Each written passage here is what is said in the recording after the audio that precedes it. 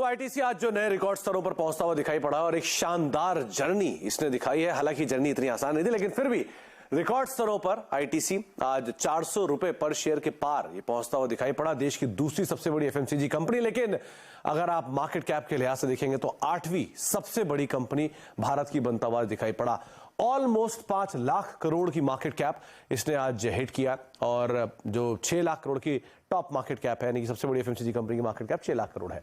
रफ्तार 21% के आसपास की साल में ग्रोथ देखने को मिली, एक साल में 48% और 3 साल में 112% के आसपास की जर्नी रही। लेकिन ये जर्नी के पीछे कुछ ट्रिगर जो बने वो बने इसके अच्छे वैल्यूएशन। 27 के मल्टीपल में इतनी बढ़िया तेजी के बाद भी ये शेयर कामकाज कर रहा है। सिगरेट बिजनेस में एक अच्छी ग्रोथ देखने को मिली है। एफएमसीजी बिजनेस के अंदर एक बढ़िया टर्नअराउंड या पिकअप आता हुआ दिखाई पड़ रहा है। होटल बिजनेस बहुत स्ट्रांगली कम बैक करके गया, खासतौर से कोविड के बाद। और एक और इंटरेस्टिंग पार्ट की बजट के अंदर भी कोई खास बड़ा मूव सरकार ने नेगेटिव नहीं दिया, वो भी एक अच्छे ट्रेल विनिंग तौर पे इसमें काम किया।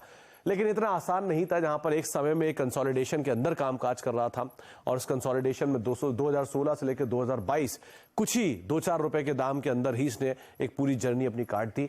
कोरोना काल की एक बहुत बढ़िया तेजी को भी एक इनकैश नहीं कर पाया और बाजार में सबसे ज्यादा मीम, सबसे ज्यादा मजाक भी इसी स्टॉक का बना था। लेकिन उसके उलट पहले तो जर्नी 2016 में जहां 223 रुपए के आसपास जहां शेयर होता था, 2020-22 तक आते आते भी 230 के दाम पे ही रहा। तो इतनी बड़ी जर्नी से कंसोलिडेशन में निकाली। लेकिन अगर आप हिस्टोरिक जर्नी को देखेंगे तो 2016 से लेके 22 के बीच में पहले एचयूएल का रिटर्न 200% के आसपास का मूव दिया। लेकिन आईटीसी ने अपनी पूरी हिस्टोरिक जर्नी में करीब 10,000 रुपए का जो आईपीओ आया था 1975 में, वो आज रफली 14 करोड़ रुपए तक पहुंचता हुआ दिखाई पड़ा, यानी कि ऑलमोस्ट 22% की सीएजीआर, जो कि निफ्टी को बीट करते हुए दिखाई पड़े। तो भले ही जर्नी एक कंसोलिडेशन के बाद चली है, थोड़ी स्लो थी, लेकिन क्या शानदार जर्नी और नए रिकॉर्ड स्तरों पर आईटीसी पहुंच गया। बिल्कुल सुमित, तो और एक बार इसको जरा एचयूएल से फिर कंपेयर कर लें बाकी पैरामीटर्स पर। अगर एचयूएल और आईटीसी का कंपैरिजन किया जाए तो दोनों में कोई खास बड़ा अंतर आपको नहीं दिखाई पड़ेगा। 6 लाख करोड़ की मार्केट कैप है एचयूएल में और 5 लाख करोड़ रुपए के आसपास की मार्केट कैप है आईटीसी में।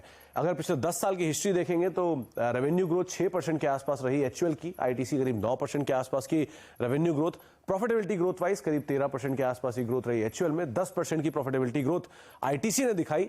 इसके अलावा स्टॉक वाइज करीब 18% की स्टॉक वाइज ग्रोथ रही पिछले 10 सालों में एचयूएल में और करीब 7 से 8% के आसपास की स्टॉक वाइज ग्रोथ देखने को मिली आईटीसी में। वैल्यूएशन वाइज एचयूएल जो करीब 61 के मल्टीपल पे भी कामकाज कर रहा है, आईटीसी इतनी बड़ी तेजी के बाद भी महज 27 के मल्टीपल पे कामकाज करता हुआ दिखाई पड़ा। तो एक क्रॉस कंपैरिजन देश की 2 दिग्गज एफएमसीजी कंपनियों के बीच में। बिल्कुल बस